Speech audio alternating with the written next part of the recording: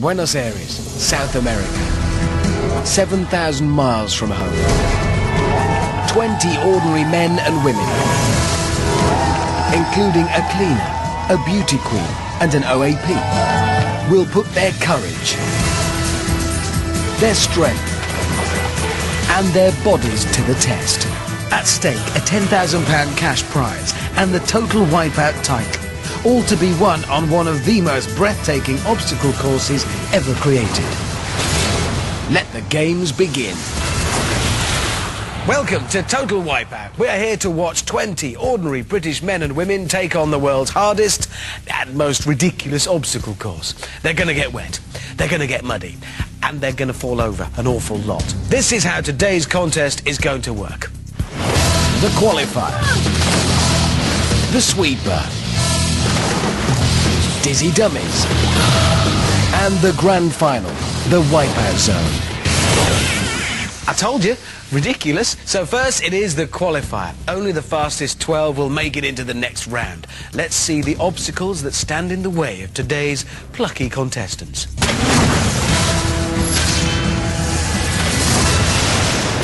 Our 20 contenders must first try and cross the precariously balanced topple towers without getting a face full of mud. Then it's the sucker punch, a non-stop barrage of 22 hard-hitting boxing gloves and more of the brown stuff. Then it's a race across what the Argentinians call las bolas grandes. We've translated that loosely as the big balls. And once they've bounced their way across those big balls, or possibly fallen in, it's onto the giant rope swing, landing on that narrow ledge, at which point the clock is stopped. You see, what could be simpler than that? Apart from, say, I don't know, watching other people do it all from the comfort of your sofa. Now, let's cross over to the other member of the Wipeout team, the lovely Amanda Byram, who's on the course with our competitors to offer a big dose of encouragement when the going gets tough, which it will. And now I'm joined by the very lovely Stacey. How you doing? I'm very good, thank you. Now, you're one of our more sporty contestants, I believe. Why is that? What do you do for a living? I'm a PE teacher. So, all-round sports. Tell me a few of the sports that you do. I've done kickboxing, rowing, netball, football, rugby, hockey. So this is Stacey, or as the kids of 3E like to call her, Miss Fletcher. This is for all the kids that I teach. If you put your mind to it, you can do anything. And Stacey's off. Off the course and in the water. Come on, Miss Fletcher. There we go, now she's looking like a woman on a mission. Or maybe Bambi on ice. To stay in the competition, she needs to get round this course as quickly as possible. No. Oh my God. Yeah, those first topple towers have already stopped her in her tracks. Oh! Come on, Stacey, you can do anything if you put your mind to it. Now, I did warn you about that mud, didn't I? Okay, can she do any better on the second set? Regroup her thoughts, prepare to fight again. Here she goes. No. Those wipeouts are costing her valuable time. She's thinking bad things, children, but she's not saying them out loud. That's determination. Right there. Just a little trot now, around the corner to the sucker punch. 22 boxing gloves, they are all randomly aimed, nobody's timing them, they just happen when they happen. Good luck, Miss Fletcher. Make up some time now. No. Oh! As the clock ticks on, that mud continues then to sap Miss Fletcher's strength. Come on, Stacey, you can do it. Now on BBC One, Charlie Dimmock's Extreme Gardening.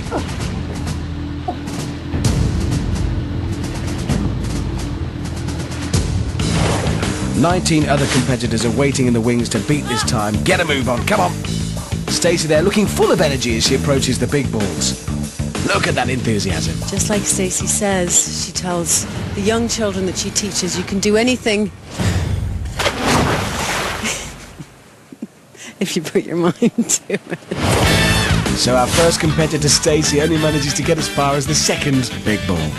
But she's not out of the competition, just loses more precious time by having a little swim to the ladder at the end. Come on, Miss Fletcher. This is the last chance to make your class proud. One swing, land on the ledge, job done. She's done it! No, she hasn't. As before, the clock ticks on as Stacey has to climb the stairs now to set our first qualified time of 4 minutes, 26 seconds.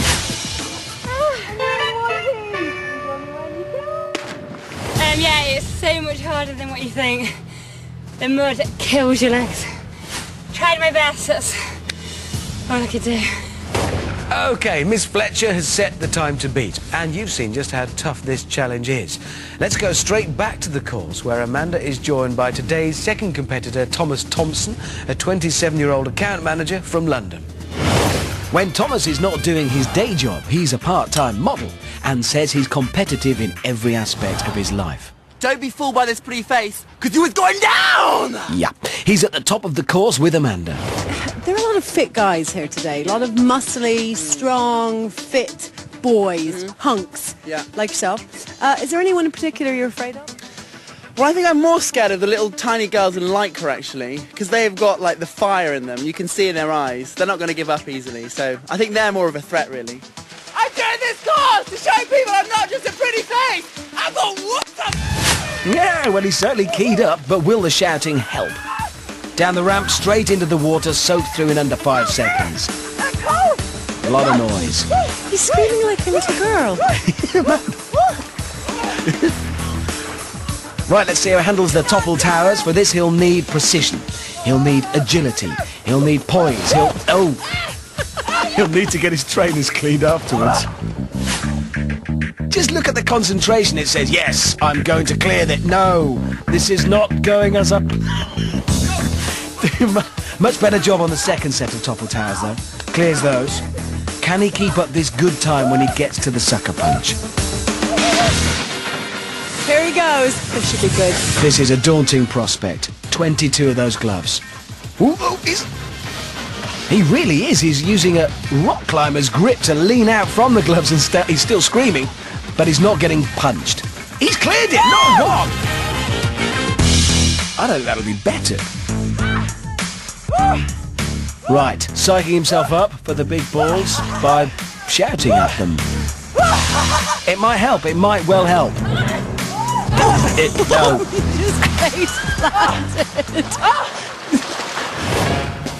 Thomas says that if he wins the show, he'll go trekking across the Himalayas. Getting some practice here, maybe. Crossing big things. Just watch, he gracefully launches himself from the first ball, then the reverse pike. He won't be happy with that entry. I'd give him 3.5. Like Stacey, the clock keeps ticking as Thomas climbs up the ladder. Unlike Stacey, though, his time looking much faster. And he's stopped that screaming. OK. Miss Fletcher couldn't do it. Can Thomas land on the ledge? That's a no. No, can't. Thomas has finally made it to the end with a very respectable time. 2 minutes 16. Will it be good enough to get him into the top 12? Only dogs can hear that celebration. The big balls, man. If anyone can get over them, I will take my hat off to them because it's really hard, but it's really good fun. To get over those balls, you really have to use your head, just not like that, Thomas. No. So that was two young guns falling off obstacles and landing in mud. But there's a lot more to Total Wipeout than that. Oh yes, we've also got some older competitors falling off obstacles and landing in mud. I give you the over 30s. And what fine specimens of prime British men they are. It's me versus the course. Bring it on! Yeah, this is Mark, a 37-year-old head of chemistry from Nottingham. Here doing an experiment to see what happens when you mix mud with pain. Forget chemistry, Mark's now going to teach us some physics on the big balls. That's how gravity works, kids. I must be honest, I'm here to win. I mean, have you seen the other contestants? Ooh, fighting talk there from 45-year-old council officer Elias, who seems to be doing it in his work shoes. For the kids, Elliot and Amy, your mother went through childbirth, I'm going through total wipeout.